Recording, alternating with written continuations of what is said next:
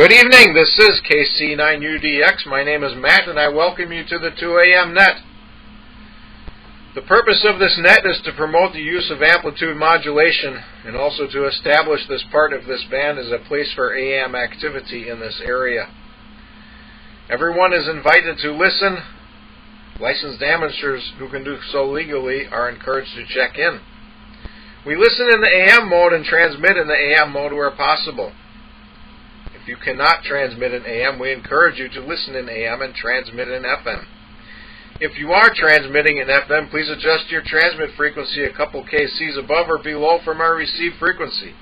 This facilitates the use of slope detection, that is, demodulating your FM signal with our AM receivers.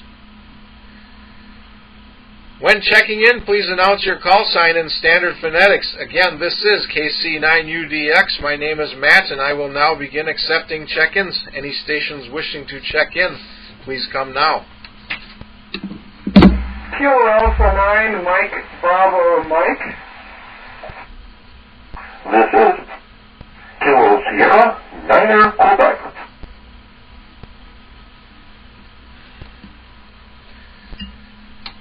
Alright, got two so far. We're off to a good start.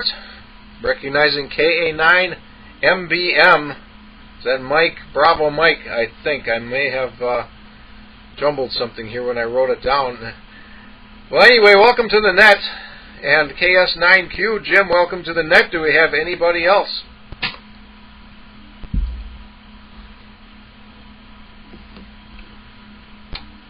All right, hearing none so far, we'll go to the top of the list. KA9MBM, please tell us your first name and let us know how you found the net.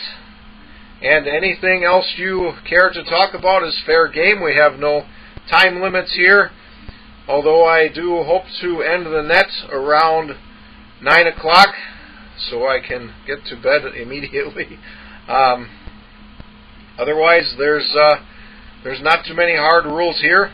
KA9MBM from KC9UDX.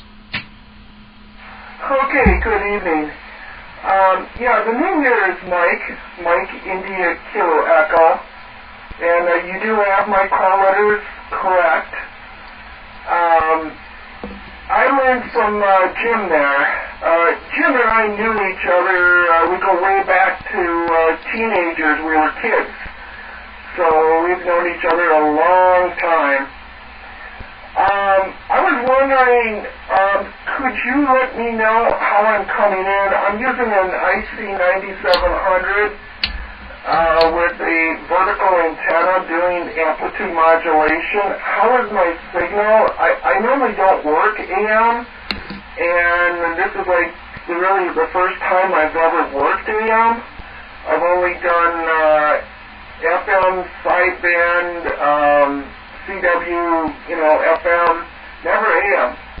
In 40 plus years I've been in ham radio, I've never done AM before. Could you please let me know how my signal is? This is KE9MBM, back to net control. All right, thank you, Mike. And it's good to meet you here. Glad to have you on the net. Your signal is pretty strong here at my QTH. I am just north of the Vernon Marsh. And I'd say you're 80% full quieting, which is very good. And your signal strength, I cannot tell. My meter needle is interfering with the meter backing. So when you are transmitting, it goes up to 4 and gets stuck, and then I have to bang on it to get it to go back down when you're done transmitting. So that's 4 out of 10. So you're at least 40% of whatever my receiver believes is a good signal, and I have no S meter style calibration here. I run a Gonset Communicator 4. It's a very early Cold War emergency communications radio. And I also run vertical. We normally do here on the 2 a.m. net. I was discussing this with Jim before. We made a decision just over 10 years ago when we started this net to go with vertical polarization because we couldn't find anybody that had a strong opinion on whether we should be using vertical or horizontal. And we arrived at vertical with the idea that most people already have vertical antennas, so nobody should have to install any new equipment to get on the net here. But welcome to AM. You are sounding great, and I wouldn't change anything. And next we'll go to Jim, KS9Q from KC9UDX. Okay, KC9UDX in the net. This is KS9Q. Well, I am Mike. I'm copying you on the FT991A has you at about an F7, and let's see, from where I'm at, probably about 60% quieting, and copying you real well, no problem. I am currently on the rooftop antenna. I'm going to unkey for a second. I'm going to switch to the other one if you want to watch your S meter. So this is the rooftop antenna, and this is the pole antenna that's over on the corner of the house. And I get a little bit better coverage to the north with this antenna. And I'm going to go back to the other one. Okay, this is back on the rooftop antenna. And just for giggles, I switched over to the ICOM 705, and you were about the same level on that radio. Good copy on that one as well.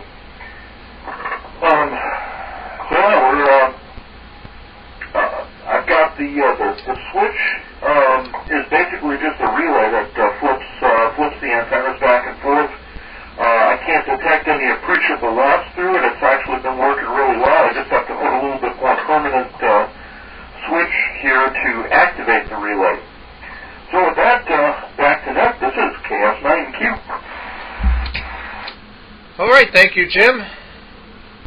And as always, you're sounding good here on both antennas. It's interesting. I detect a slight variation in the tone of your audio when you switch antennas, but that's about it. And I don't exactly understand why that would be, but that's... And maybe I'm imagining it, but I sure think I hear that. And let's see if we have any more check-ins for the 2 a.m. net. Come now, please. KC9UDX and the net, N9CXK. Hello, Matt.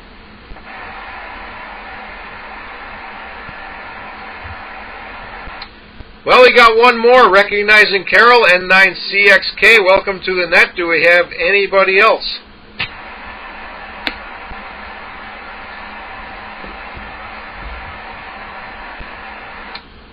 All right, hearing none, I'm going to say Happy New Year to everybody, because I was going to say that at the beginning of the net, and I did forget.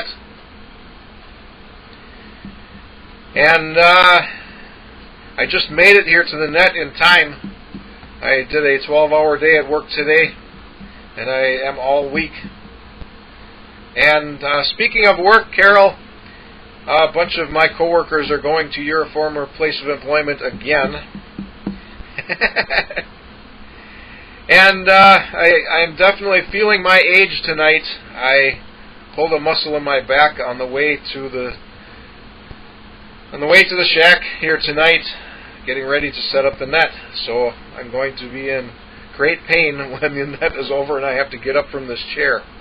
Anyway, Carol, it's your turn. N9CXK from KC9UDX. Excellent, Matt. You sound really good tonight. I don't know what it is. And I don't believe that Jim's tone was changing with the antenna, but it could be that the signal-to-noise ratio is changing, and that affects his audio quality. That's possible. I think we should just give you 5 minutes or so to go and get some ibuprofens and some acetaminophen and take that before your back starts getting bad. You don't want to wait till the net's over to get up and try to suffer through that. Why don't you go get something now? I'm sitting here in the shack, and that beautiful full moon is shining right through my window. And apparently the window is clean, too. That's kind of interesting. I know I washed the windows right before it got real cold, so I guess it's okay. I just came in from my little tent out on the ice.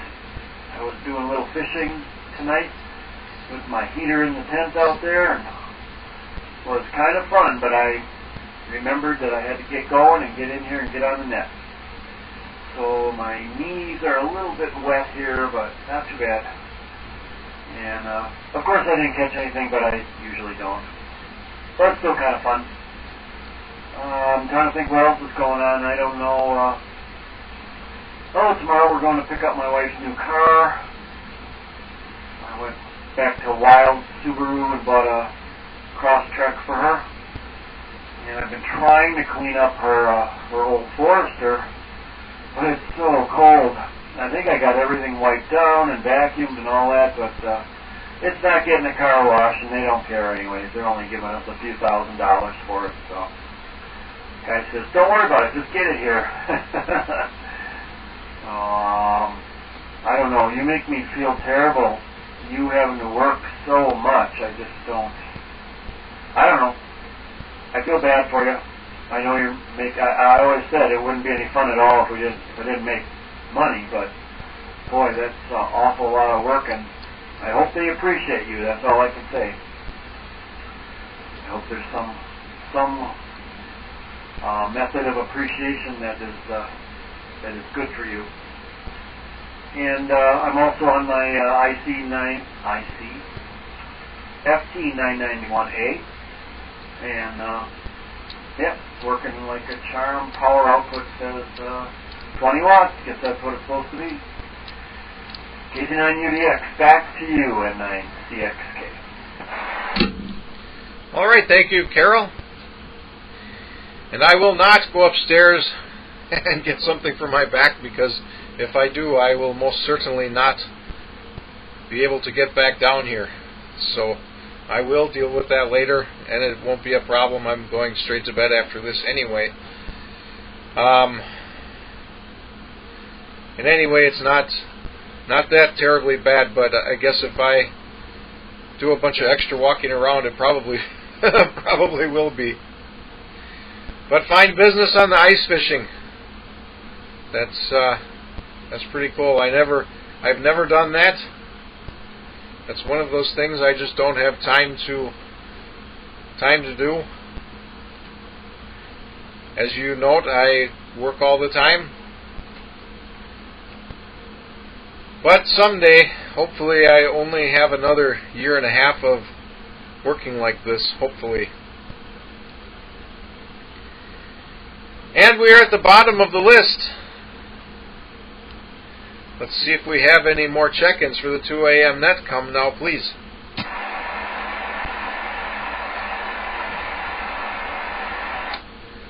All right, hearing none so far, I will take this opportunity to explain that this net is simulcasted here on 2 meters locally and worldwide on YouTube. So if you find my channel KC9UDX, you should be able to find this video on there. And every instance of this net that we have managed to save is on there. But the idea behind this is not so much that people all over the world can watch or listen. It's so that if you happen to be on the fringes of our coverage area here, or if there's somebody that you can't hear that I can, you can actually switch over to the YouTube feed and hear me or that other station. And there is a bit of a delay. I have not measured it tonight. It's usually somewhere between 10 and 30 seconds, which can be kind of distracting if you are trying to listen on there, but it does work nonetheless. And by the way, Carol, fine business on the car. I have not traded in a car since maybe 1997. I have never bought a new car. I don't anticipate I ever will, but I guess you never know. And I have not bought a car at all in, I think, two or 3 years, probably 3.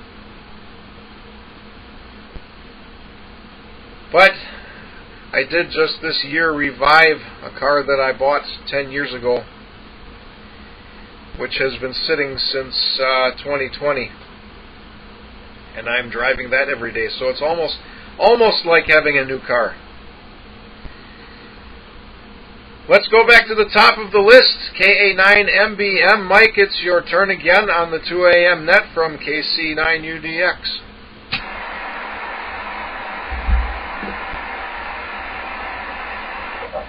Matt, was I supposed to pick it up? This is KE9MBM. Roger, go ahead. It is your turn, KC9UDX. Okay, sounds good. There was a little bit of interference on my end there at the tail end of your transmission there. That's why I wasn't sure. I just didn't want to step on anybody. This is KE9NBM for ID. Jim, I looked at when you switched antennas between the rooftop antenna and the other one on the back end of the house there, your signal dropped from S9 to S7 and quite a bit of static or came up, or noise came up when you did. So leave it on the rooftop tower there. That's where you need to be. Good evening to you, Carol. Speaking of ice fishing, boy, I haven't done ice fishing since I was a kid with my father. And I was wondering, Carol, if you use tip-ups when you're ice fishing, or do you just sit in the shack on the ice there and just use a jig pole? You can let me know what you do for ice fishing there. Those were a long time ago. I had my feet frostbitten and hands and everything ice fishing years ago, so I don't care to do that anymore. But that's great. If you enjoy that, and why not? It's the thing to do there. I'm using a ICOM IC9700 in AM mode, and this is a new experience for me. And fine business, Matt, on the old tube radio. Boy, it sure sounds good, though. Sounds crystal clear, almost like FM. Almost. It sounds really good. That's for sure. Well, let's see. I got something new. There's a friend of mine in Waukesha. Him and I have been trying to work 23 centimeter band, and today we finally were able to work single sideband. It was real kind of touchy on the getting the, I have a beam on my end, getting just exactly pointed at his house, and then found out his radio was slightly off frequency. Mine is GPS locked, and I was, he had to tune off a little bit, and he was able to pick me up, so that was good news. Something different. We've been striving to try to get more activity on the 23 centimeter band, and it's 1.2 gigahertz frequency. So, with that, sorry to hear about your back there, Matt. Yeah, I got problems too. I got degenerative disc disease in my lower back and lower neck. And if I sit too long, and I try to get up, it hurts really bad. So, I feel for you, so. So I'll throw it back to you, Matt, and then you can pass it on probably to Jim there or Carol, or see if anybody else knew what is out there wanting to check in. KC9UDX, KE9NBM in the net. All right, thank you, Mike. First, I will apologize for my signal cutting out at the end of my last transmission. That is my fault. I probably should get a new final tube for this transmitter. I think I've exhausted all other possibilities for what could be causing that. My frequency drifts if I transmit for different lengths of time here. I believe the tube is heating up more and causing me to go out of tune with my matching network on the output of the transmitter. So my signal drops off almost completely when that happens. And I need to watch that. I need to watch the transmit meter so I know when that happens. I can usually unkey and get it to work again immediately. And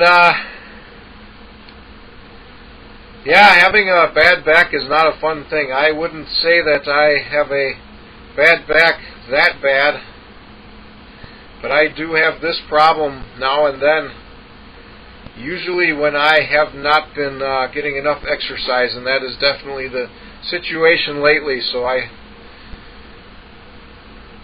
have nobody to blame but myself for that. And I guess maybe this weekend I can get some exercise. This weekend we have a MRAC meeting.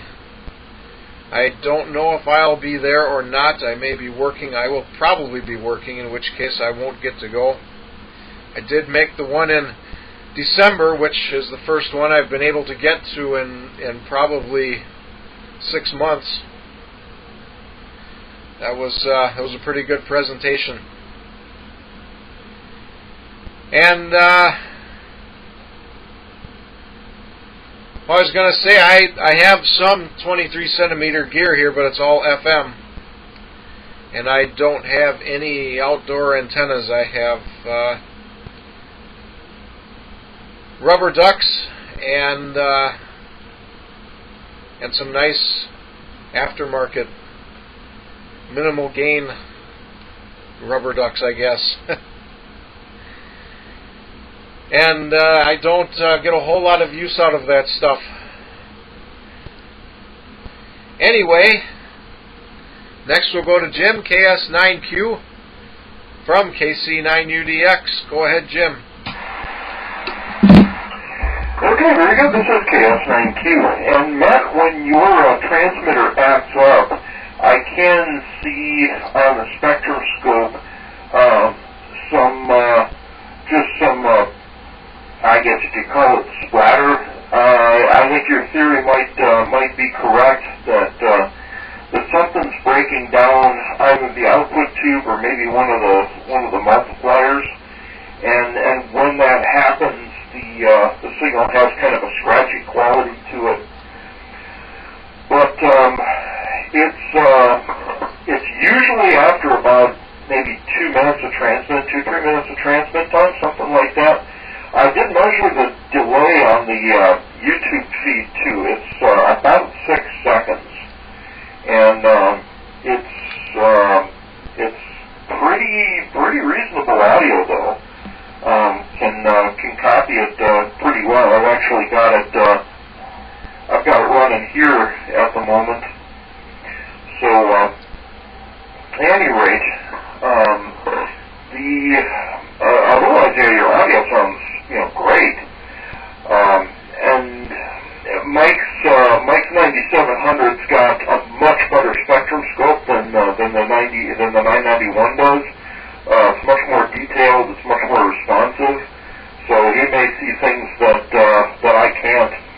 And Carol and Mike, I was switching back and forth with the antennas, and it's about 2 F units of difference on my end too as far as receive. So I'm definitely going to stay on the rooftop antenna.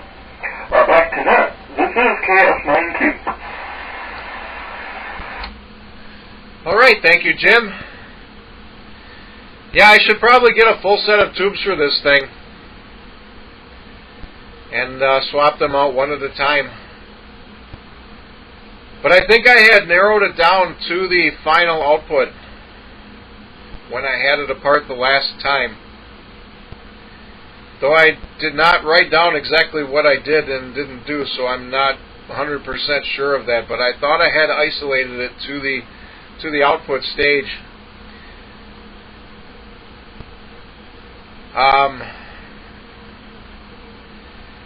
And the only way that I can know that I at least think it's going off frequency a little bit is that I can actually change the tuning of the output network, and when that happens, and I can tune it back in again. And what you're seeing as scratchiness, I probably see as rapid flutter of output here. I could probably make a video of that meter. The camera that I use for YouTube is not up to that task, but I could do that other ways. And 6 seconds is definitely better than I've ever measured. Probably 9 or 10 seconds is the best I've ever measured, and they may have intentional amounts of delay. I know that you can change settings for more or less delay, but I don't know what those settings actually do, and I keep that on the tightest setting. And like I say, I've measured it almost every other time we've done this net, and I've never gotten better than maybe 9 seconds. So that's 6 seconds is probably an improvement, and that's not necessarily surprising. That's something that's been happening as long as we've been doing this net, is that YouTube has been gradually increasing the quality of these live streams. That's been like continuous improvements. I remember when we first started, the delay could be 30 seconds to a minute, and it was not consistent. And here, I'm going to tune up again here. There we go. And since some years went by, the delay has been very consistent. Not necessarily from one time to the next, but it doesn't vary so much on a given night.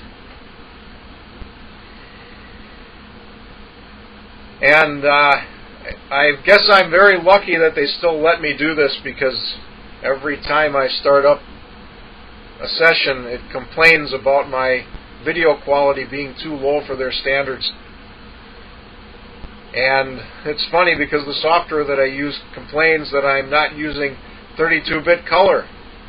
Well, I don't see any particular reason to use 32-bit color on a black and white camera. But I don't think anybody else on YouTube is running black and white cameras, probably. Well, I shouldn't say that. There's probably a lot of them, but the percentage is probably next to nil. And with that, we'll go to Carol, N9CXK from KC9UDX. Oh, that's me, N9CXK. Very good. Well, lots to talk about. As I'm sitting here paging through the 1969 World Radio TV Handbook that somebody gave me, boy, oh boy, I sure miss all those great shortwave stations that used to be actually on the air. But I guess that's long gone, thing of the past. A handful of stations now to find that I can hear here anyway. So let's see, Mike wanted to know, where are my notes?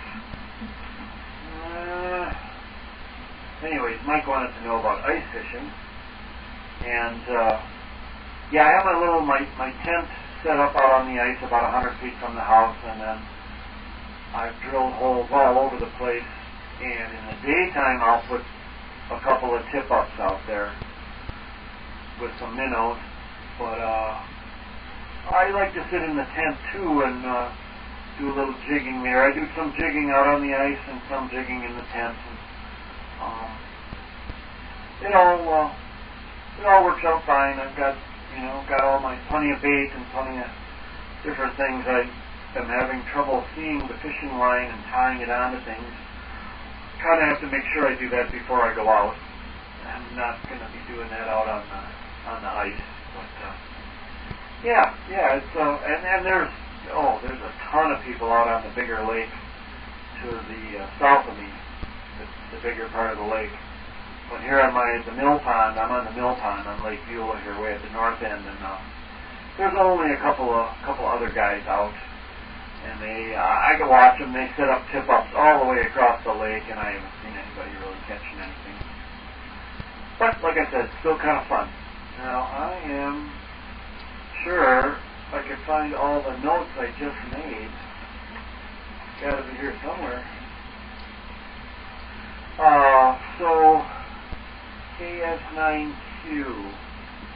Jim, your signal is good. Your signal's real good. And when you change the other antenna, it's perfectly fine. It drops down, but it's perfectly fine. Don't notice any troubles there.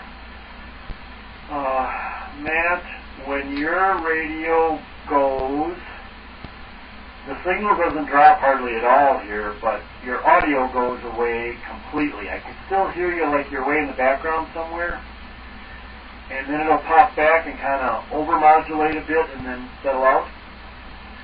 So that's probably the tuning that you're doing. But yeah, when it goes bad, your audio pretty much goes away, but the signal is still there. So it's kind of interesting. I won't try to analyze that. Let's see. There the notes are. They're stuck to the book. Oh, yeah, the car we bought is not a new car. Oh, hang on.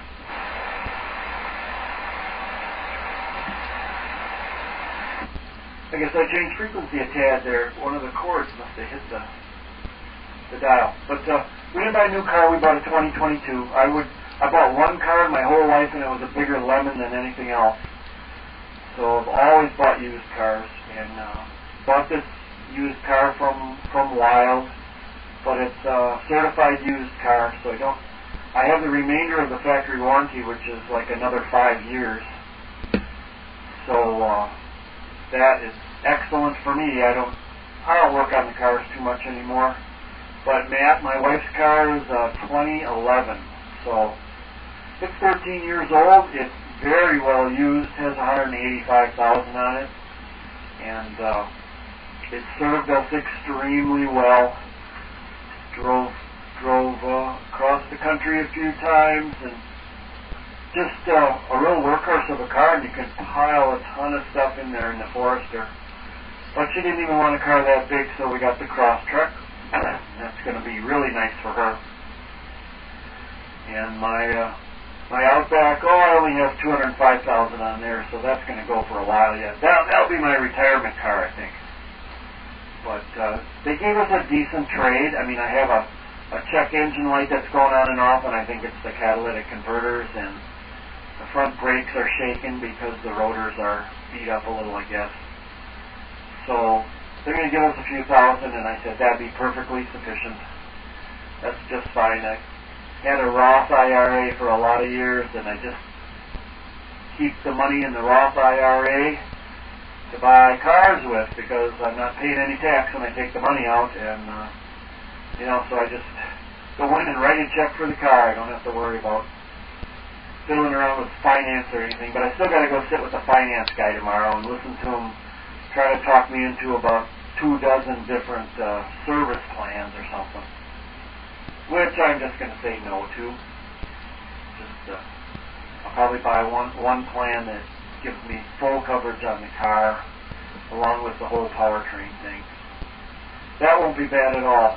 Let me see. Yeah, the trade-in's okay. Then, what did I buy? A while back I bought a 2-meter oil mode. I think it's a TM751. It's a Kenwood 751. And the guy had refurbished it, and it is just an excellent little radio. But all those little oil modes that were out for the last 20 years, they never had AM on them. So that's the only downfall. But I've got 2 radios here that do AM, so that's enough for me. But the 751, yeah, clean as a whistle, and updated lighting and stuff on it, so that radio works real well. Then here, Matt. Yeah, Matt, you have good audio. I mean, your audio is excellent. Just when it drops out, then I can't hear you, but generally it's really good. And, boy, that just about covers all the bases here. I guess it's kind of slim pickings tonight. I thought there'd be some more people, especially that Dave guy.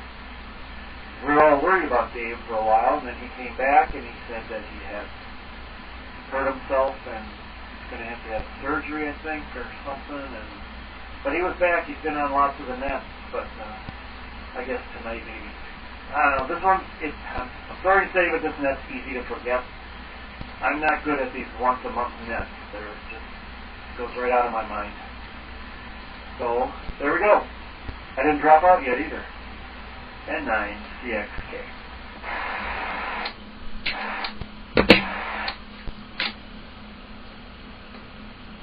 All right, thank you, Carol. Fine business.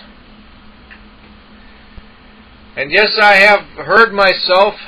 I think it was Steve N9FSE that recorded audio of me on this radio. And it sounds exactly like I kind of expected it to sound.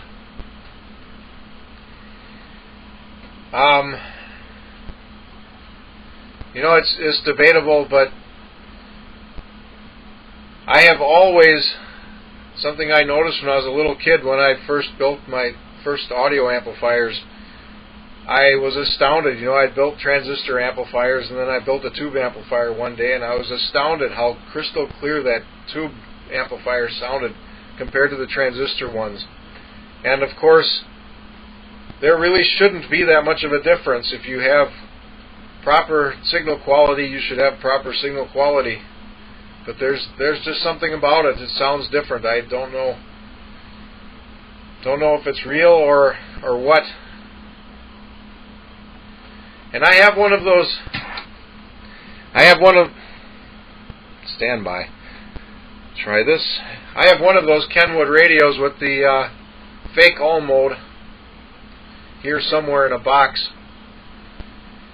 I paid a certain price for that at a point when they were selling for that amount of money, and now it's not worth anything.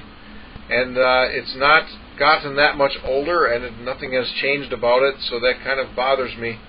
I have not been able to sell it for anywhere near the price that I paid for it, so it just sits here in a box. Probably it won't work when I pull it out the next time. I have, of course, got this Yaesu FT221R that I got from Bill Spellman. Silent key. Now, unfortunately, what was this call? I was going to say what it is, and I lost WQ9A. That's what it was. Anyway, that one has very good transmit audio, but it has horrible, horrible receive audio. And Yaesu explains that in the manual. They wanted it to sound like communications grade audio, not like hi-fi audio, which I don't know why that is, but I cannot stand the receive audio on that thing, so I don't use it. And my coworker is looking at buying one of those Subarus, so I was reading a little bit about them. Yeah, that's not a new car, but to me that's a new car. But I have never for myself bought anything newer than 1991. The newest car here is my wife's car, and that's the newest thing either one of us have owned is a 2000. And I kind of hope to never buy anything that new again. Anyway, we're at the bottom of the list. Let's see if we have any more check-ins for the 2 a.m. net. Come now, please.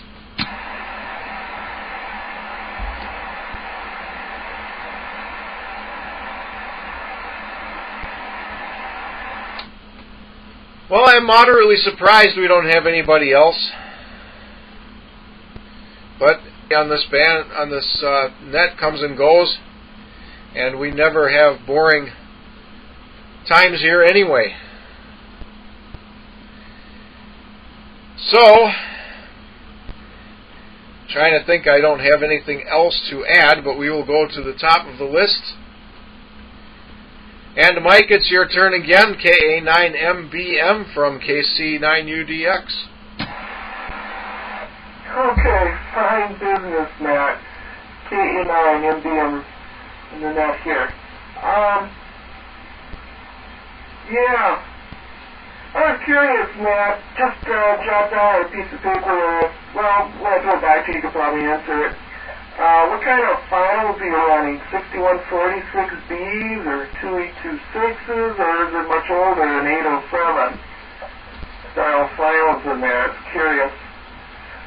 I used to work on a lot of Motorola stuff, so I had a lot of 2826s and 6146s, and I even had a 1930-something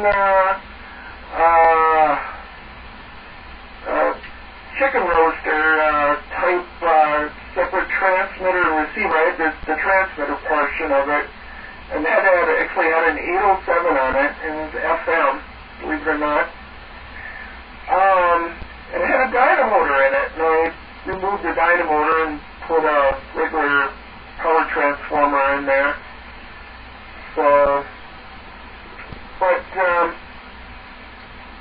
anyway, yeah, let's see. Yeah, fine business on not buying a new car. I'm not too enthused in buying a new car either. I mean, a new car. I think I'm just going to keep my Jeep Wranglers until they die. I got a 2013 and a 2016.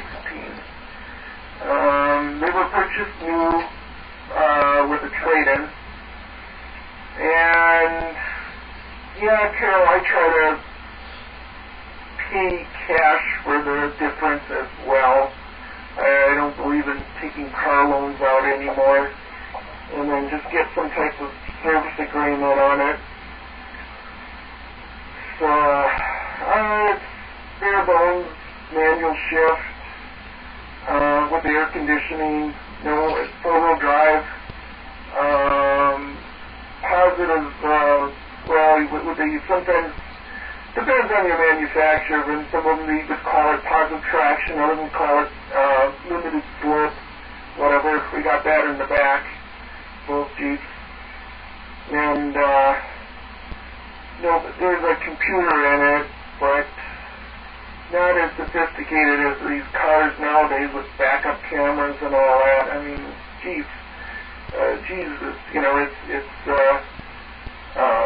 and then, what do they call it, these anti-slip wheels for the brakes. I mean, gosh, does anybody learn how to pump the brakes in bad weather when it's slippery out?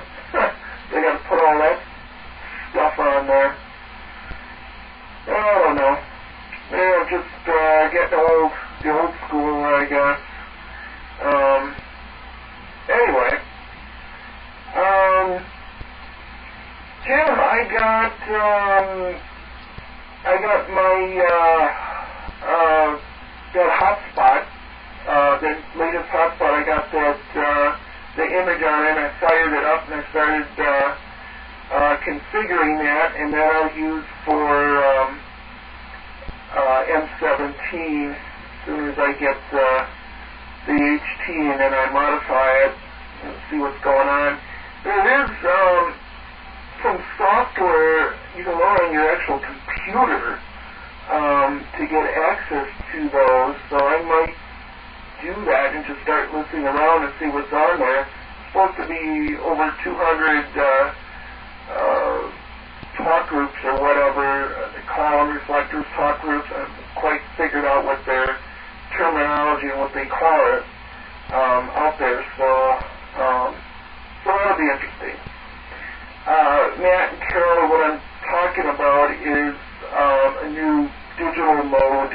If you've probably heard of DMR and D-Star and Fusion and voice over IP stuff. And they came out with a new mode developed by ham radio operators, believe it or not, from the ground up. It's called M as in Mike, and it's 17, so M17. And it's supposedly crystal clear, I would say crystal clear. It is, the quality of the audio is a lot better than D-Star or any of the other ones. So Jim having a musical background, he's very sensitive to quality, so I kind of am too, but you kind of work around it, I guess. It just depends if you want to talk to somebody in Europe or something, voice versus getting on HF. I don't know. It's hard to say. Anyway, other than that, I don't have much here left. So I'll throw it back to you, Matt. Let me know what kind of tube files you're running in that thing, and maybe what the driver tube is as well. Just curious. KC9UDX, K9NBM.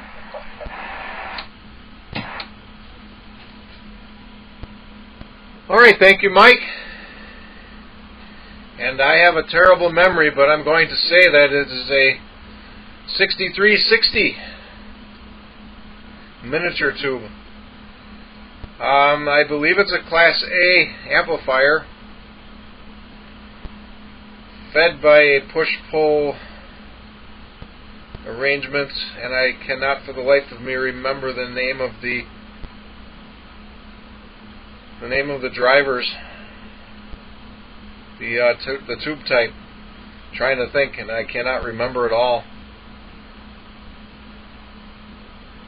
But that, I believe it is a 6360. 7 watts of carrier. And I gotta say,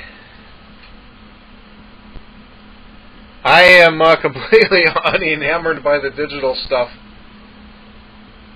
I played around with it a little bit and I got nothing but frustrated. I don't know. I guess part of that is because I bought a Yaesu, and the modern Yaesus are not user friendly like the old ones were. That's part of it, but otherwise I just don't appreciate the digital at all. I don't know. And I agree with you on not having a car loan. I had my last car loan paid off in must have been the year 2000. I took out a loan to also buy a Jeep Wrangler in 1998. It was 10 years old, and I still have it. I did a frame off restoration in 2008, maybe, and it has not changed a whole lot since. Other than that, I blew up the rear axle probably 5 years ago now, and I have a new axle waiting to go in, and I never get time to work on that. There's actually a video of me blowing up the rear axle on YouTube somewhere. I'm not even sure if I can find it these days. Anyway, I hope I'm right about that 6360, because that number is in my head and I'm not real confident about that. Anyway, next we'll go to Jim, KS9Q from KC9UDX. KC9UDX, and this is KS9Q. I did look up that 6360, and that does track. I think that is the tube. It's a dual triode by the look of it, and I may have one or two of those. I'll have to take a look, because that number sounds awfully familiar. I've got some new old stock tubes that were they were originally intended for avionics, which used a lot of those hardy military version tubes. So I might have one, but I wonder. I mean, given that your carrier is not changing at all on the scope, it strictly seems like it's sidebands that I'm seeing. And I wonder if maybe your modulator is breaking down. Either, maybe the output of the modulator is giving some issues. But at least that's what it looks like from my perspective, just watching the scope. And keep in mind, this is not the best scope, fastest scope that's out there, but it works pretty reasonably. Copying everybody good tonight. Carol, I think you and Mike are about the same level in terms of signal to noise and just overall signal. I've tried both antennas. The rooftop is definitely doing the better job. And just sitting here in the basement and got the washing machine going in the background. I don't know if you can hear that. So Matt, when you pick it up, I'm curious, what model radio is that? You said it was a Gonset. I don't know if I caught the model number of it. Back to net, this is KS9Q.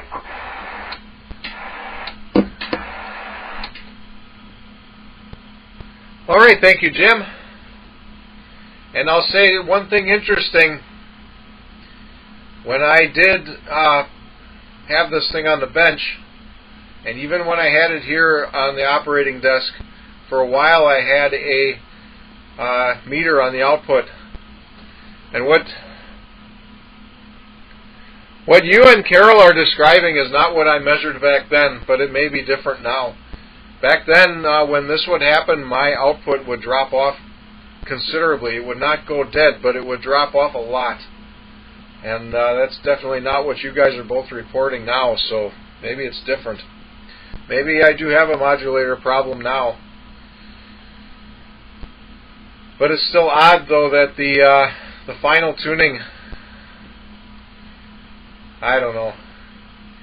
I'll put it this way, when I had it on the bench, it was beyond what I can figure out.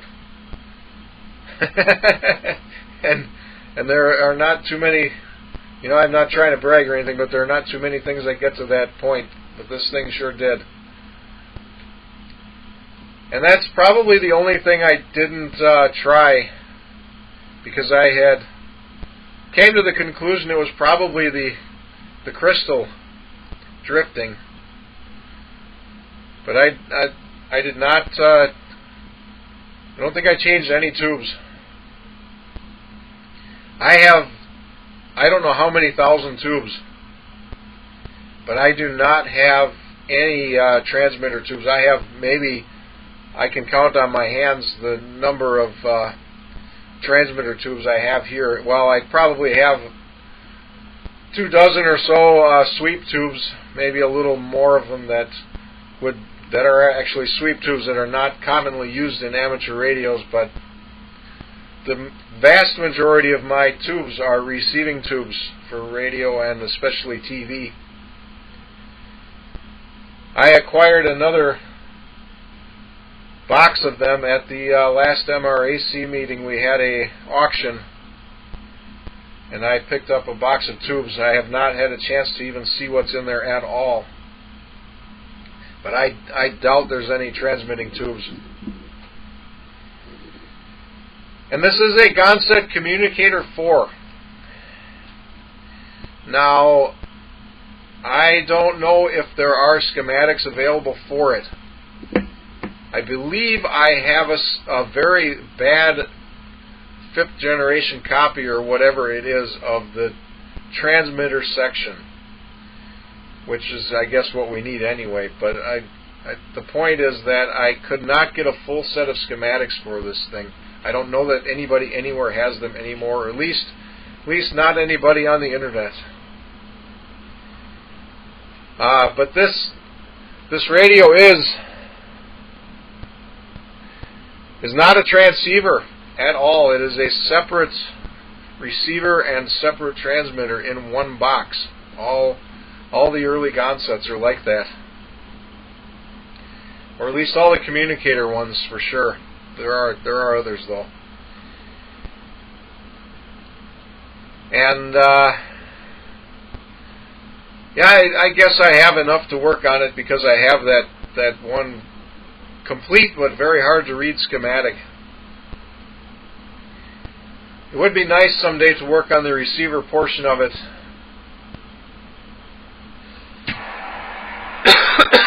And one of the things I wanted to do with the receiver is add a Q multiplier. So one of the interesting things about this radio is the receiver has very, very wide band receive filter. Carol, when you go off frequency, I have no idea. You sound exactly the same. If anybody does that, I can never tell. I will hear repeaters on nearby frequency, no problem. And it would be very nice to have a Q multiplier for the sake of this net. That would greatly increase my ability to hear weaker stations. Anyway, we'll go next to Carol, N9CXK from KC9UDX.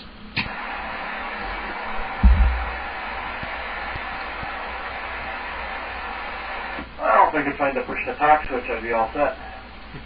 Very good, very good. Well, I will say, Matt, for the age of that radio, it sounds excellent. And yeah, I would think that would be kind of fun, just get a whole set of tubes and do one at a time. That would be really telling as far as what section is what. And, just a good cleanup, and I don't know, you probably, knowing you probably have the alignment instructions for the thing too, so that's cool, that's cool. I just, one of these days, I'll find my TR-108. I think you probably know what that is, the Allied radio, TR-108. I had one of those way back when I was a novice, and it had the VFO too, and I just didn't get any use out of it. I listened to FM on it, but it didn't sound that great, so I ended up selling it at a ham fest. I never should have. It was clean as a whistle. And that would have been a lot of fun on here too. But can't worry about that. Still no. Yeah, everybody sounds great, and I think that people are just cold and they're doing other things tonight. They're huddling around the fireplace, and that's about it. I was just so cold outside today trying to clean that car up. I was in the garage with the door closed, with the car running, and then I had a heater in there too, and it just still getting so cold. But and I didn't find anything exciting in that car either. I thought I might. No, nothing good. So apparently I never even put anything under the rear deck by the spare tire back there. Usually I'll throw pieces of a trailer hitch or an extra strap or something. I don't think I ever put anything in there. So, but that car served us well. We bought that car. Well, let's see. I'm thinking about we bought a Forester that was a 2005, and I bought that in about 2008. That car served us really, really well too. And then we traded it in on this Forester, and yeah, this car. So it's a 13-year-old car. We've had it for about 11, I think. So yeah, really good workhorses. Hardly have anything go wrong with them, and really nothing major ever. You know, the worst thing is when you have to put a half shaft in the front or something because bearing's going bad or something like that. But that's pretty routine stuff for these cars. And I'm so happy. This will be our seventh Subaru. Now I can send in and get all those little decals. They're not decals. They're little emblems that go on the back of the car. They do that all over again now. So there'll be some things to learn, and I'm really thinking about getting her a remote start on the thing too. That only costs a couple $100, and it just plugs in. So that'd be fun. But other than that, I don't know. This radio seems to work a lot better on AM. I have my 746 Pro, but that acted weird on here a couple times, so I haven't tried that lately. Oh, I forgot. I'm looking at my Heathkit dual meter power meter, and that is working just perfectly too, and there's no SWR at all. So I'm kind of liking it. This is my big tall antenna, so this is the best I can do, but I have at least 2 other antennas I could get on if I had to. You know, in an emergency, if I really had to and the big antenna wasn't working, you know, I would be okay. So, actually, my house is as warm as toast, but tonight, My feet are actually just a little chilly here. I'm right by the wall, right by the window here. It's really insulated and everything, but it's just really cold out. So, yeah, people just aren't around tonight. And I think I might still go and have a screwdriver after the net. But I don't really have too much else to talk about. I was just updating my Badger Weather Net records here, so I'm ready for the morning. And yeah, we got to go and see the guy at about noon tomorrow to pick up the car. Got plenty of time. I still got to clean out the glove compartment, and that's mostly just all the service orders in there from all the things we had done. I think most of that gets thrown away, and I put the books back in there, and we're done with that. I think my wife might have put a couple of CDs in there too, so see what those are. I wonder about this new car. I bet it doesn't have a CD player in it. Probably doesn't. Oh well. KC9UDX and 9CXK, over to you, man. All right, thank you, Carol. Yeah, probably no CD player, probably no AM radio. Most cars that new only have FM, from what I've seen. I guess I don't know for sure. I don't worry about that though. I typically plug in other things or do other things. And YouTube, for whatever reason, always turns off the comments on these videos. So otherwise, if anybody had been watching when you said that you were in the garage with the door shut with the car running, I think there would be all kinds of nasty comments. But I'm sure that the comments are disabled. I don't know why that happens. I'll turn them on and then they get turned right back off again. Anyway, wish you luck tomorrow with the car. And I'll go back to the top of the list, and we'll call this the 7-3 round. Now, I don't expect anybody to cut it short. You can talk as long as you like on the 7-3 round on the 2 a.m. net. But first off, it's your turn, Mike, KA9MBM from KC9UDX. Okay, sounds good, Matt. KC9UDX, KA9MBM. Well, yeah, I also looked up that 62, and yeah, it looks almost like a receiver tube or something. Pretty small, but if you're only running 7 watts, and that tube 6360 is good up to 200 megahertz at I think 15 watts or something. But anyway, I'm wondering that could it be a capacitor? If your carriers remain the same, could you have a cap that's going bad in the modulation section? That might be something, a capacitor that breaks down after the voltage has been on for a while. I don't know. Trouble with a lot of the older tube stuff, it's got to be recapped. Those capacitors, they dry out after a while and they break down, and they got to be recapped. That was one of the big reasons why I stayed away from tube stuff. I got rid of all my tube stuff probably, 20 years ago, 15, 20 years ago.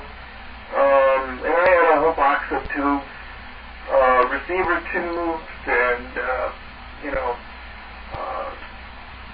transmitting tubes. I had a pile of 6146s and 2E26s.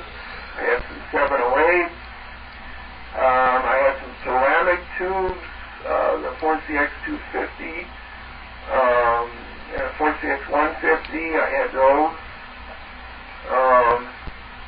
So, I mean, I had a lot of tube stuff years ago, and Jim can testify to that because I unloaded some of it to him years ago. This stuff was all rock bound. It was VHF stuff that would work on 6 meters and 10 meters. I mean, I even had some 2 meter stuff, and then I was going to convert an old 2 meter to 1 1/4 meter band, but never got around to it years ago. But that tube stuff, I'll tell you,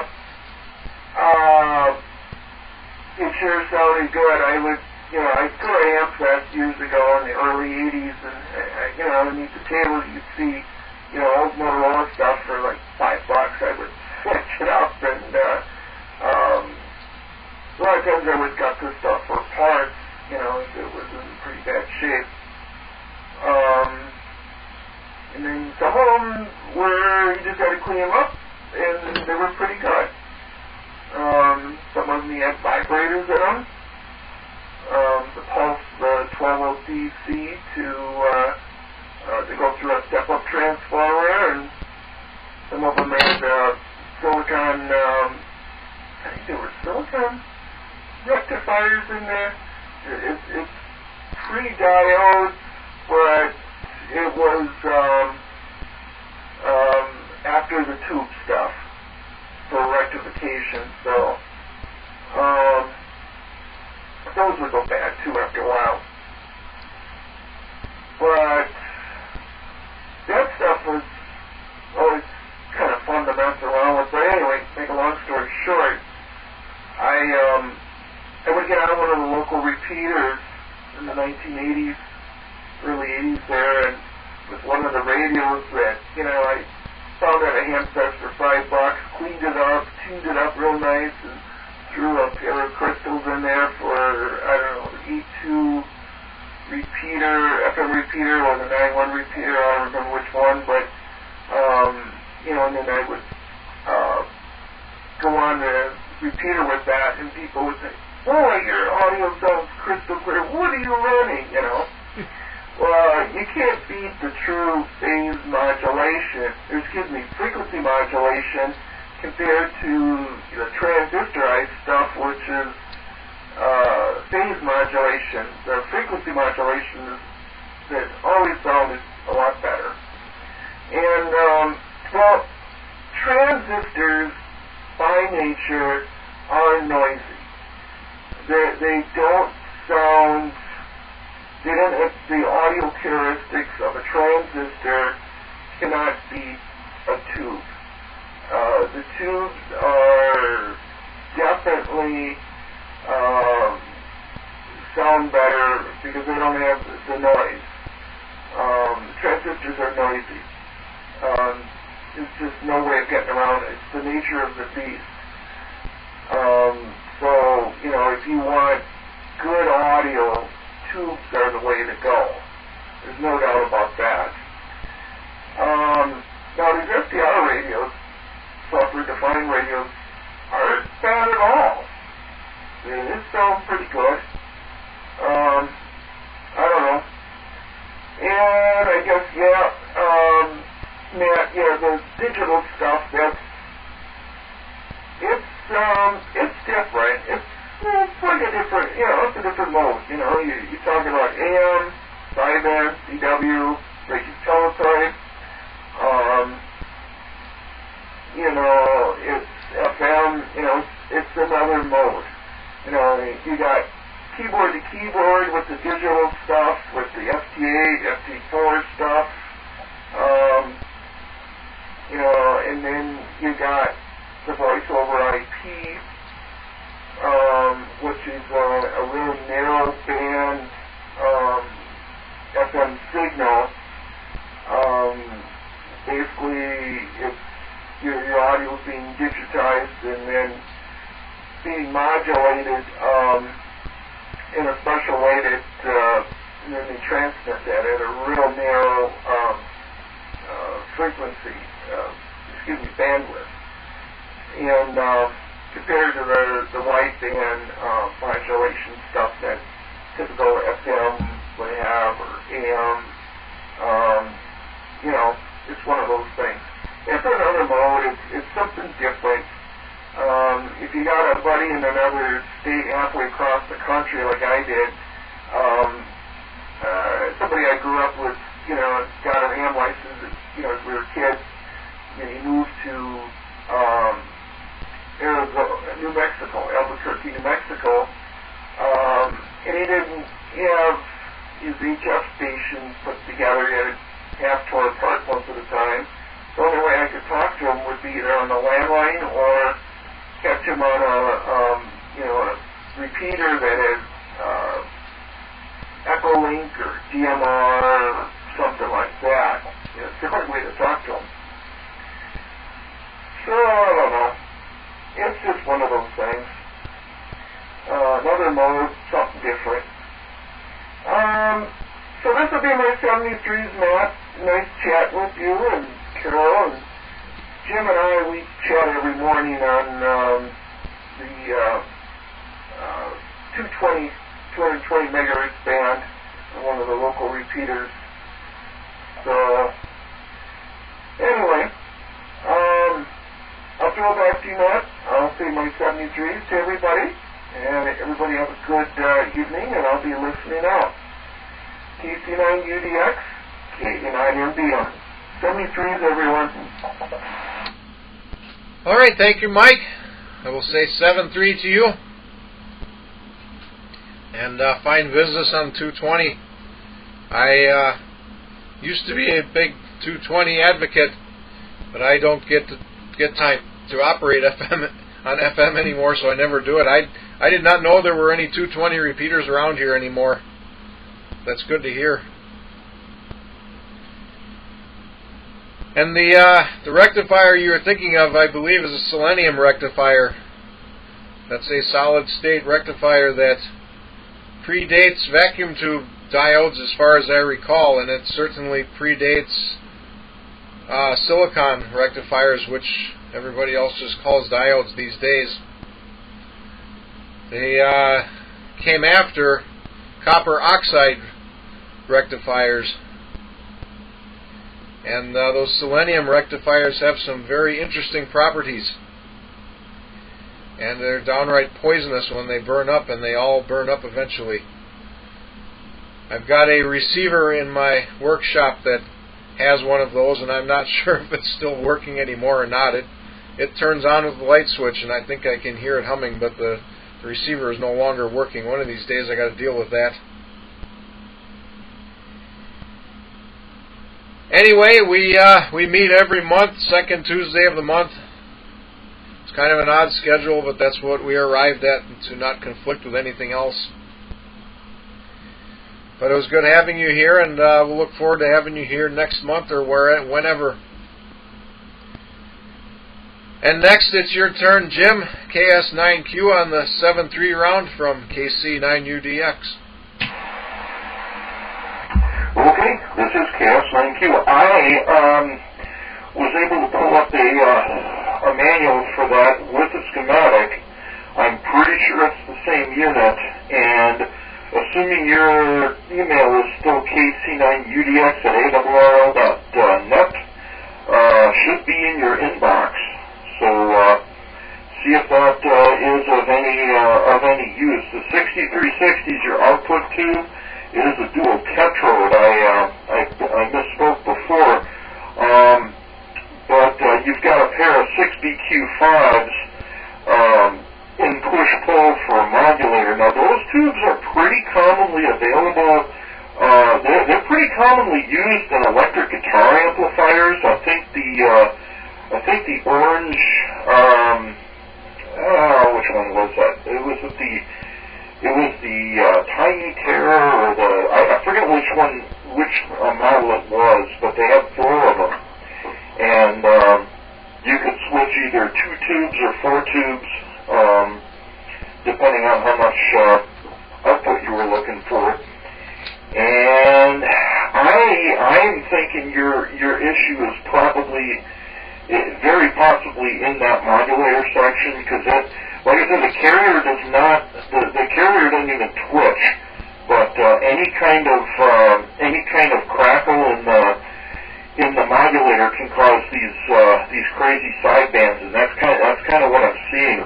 I wonder if you might even either have a microphonic tube or something like that. There's a possibility anyway. So now as far as 220 activity, Matt, the 224. I'm blanking here. For the Waukesha repeater is still up, and there's one in Racine which has a really good footprint that Mike and I use, and that's I can work that one pretty easily from Waukesha. There's one up in Ozaki, and there's also one in the I think it's like the Greenfield, West Dallas area. So there's definitely some 220 activity still floating around here. Anyway, I will say 7-3. Nice talking to everybody, and have a good rest of the evening. Back to them. This is KS9Q. All right, thank you, Jim. And I do have your email. I'll have to look at that tomorrow when I can actually see it. Can't really see it on the phone right now. I wonder if it's not the same copy that I have. I actually ended up having to pay for that 15 years ago now.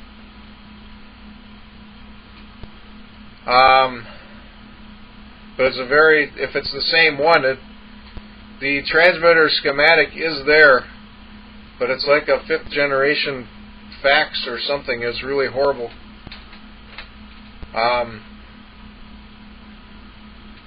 And I was, you can't actually read everything that's there. It was just tough to read. But I may have some 6BQ5s. I'll have to look. Unfortunately, one time, 25 years ago or more, I cataloged all the tubes that I have. Actually, 30 years ago I did it, and I lost all that information, and 25 years ago I did it again. And that information is on the hard drive of a computer that does not boot anymore. So finding a tube is a very difficult thing for me. Until someday when I can catalog all that stuff again. Anyway, I will say 7-3 to you, and thank you for the email. Like I said, I will check that out. And next, Carol, it's your turn on the 7-3 round N9CXK from KC9UDX. KC9UDX and the net N9CXK. All right, man. I keep thinking about you all the time here, and you're making me tired. Just listening to you talk about your work and stuff, and all the projects that you have there. I hope you can get a good rest tonight, and I hope your back will relax a little bit for you. Because I just couldn't imagine going back to work with a whole muscle in my back. I don't know. As the years went on, I didn't have to do nearly as much lifting and toting, but I hope you don't have to do that either. I hope you're doing more technical work. So, far as I haven't had tube radios in quite a while, actually. I decided to just push it all off and, cut down on maintenance, and I actually worked my way up to having a pretty nice selection of radios here, but I don't buy anything new. Never buy anything new. So it's always fun to get a used radio and see what frequencies are in there and what modifications might have been made, things like that.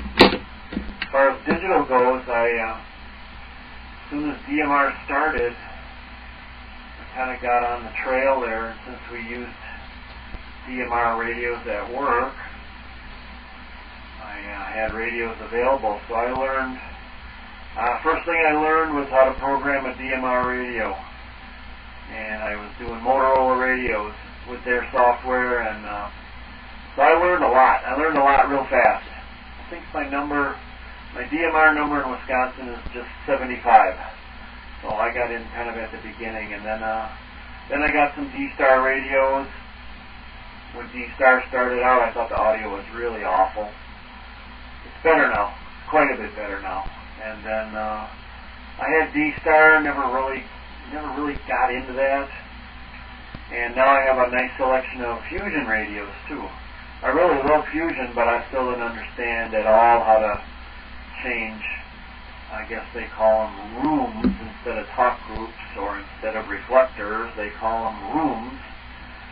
And I just don't, well, I can do it on the internet. I mean, I have a hotspot somewhere that was for that, and it does switch all the modes and all that stuff. So I don't spend any time doing it because I never really find too many people there. Especially on DMR in Wisconsin, I mean, I just don't find people there. Consequently, I don't spend a lot of time with it. But, yeah, I think Fusion has about the best audio, and I think the Fusion audio is not bad at all. I mean, if you want hi-fi audio, you're in the wrong boat. And if you want really nice, clear audio, then go back to regular FM. That's what sounds the best, as far as I'm concerned. The digital modes are fine. They're very communications worthy, but they're not nice to listen to, pretty much. And you got so many audio level changes and stuff between people and repeaters and things that very hard to manage and very hard to just listen to by yourself. You know, like got the radio sitting on the table in the room, and all of a sudden some guy comes blaring out of it. Well, nobody likes that except a ham. And so consequently, I just don't. I don't have those radios on too much. But I have access to all of it. And I enjoy knowing about it and knowing how it works. So, do that. Gosh, I don't have a lot left to talk about at all. Just enjoying that beautiful full moon up there. It's moving across the sky, telling me there are no clouds and it's going to be really cold tonight. So I guess I'll go downstairs and sit by the fireplace for a little while. Everybody have a good rest of your week. Looks like we got one more character builder tomorrow, then we got a couple of nice days, and next week's going to be terrible. And I guess you should just make sure you got all your hats and gloves and boots ready. KC9UDX. Appreciate everything you do, Matt, and all the cool YouTube videos and things. Really appreciate it, and thank you very much. N9CXK73 all. Talk to you soon. All right, thank you, Carol. I will say 7-3 to you. And, of course, thank you for being here. And I would comment some more on everything you said, except I am going to go upstairs if I can and go straight to bed. I'm at the very end of the very limit of what I can stay awake here. I will say this concludes the 2 a.m. net. Oh, I don't have it written down. I'm supposed to have it written down. Feel free to rag chew on this frequency after my transmission. We will meet again on, I have to find a calendar, the 11th of February. That's KA9WFA's birthday, so that's interesting. Anyway, 7-3 and good night from KC9UDX. Yeah, that's pretty random.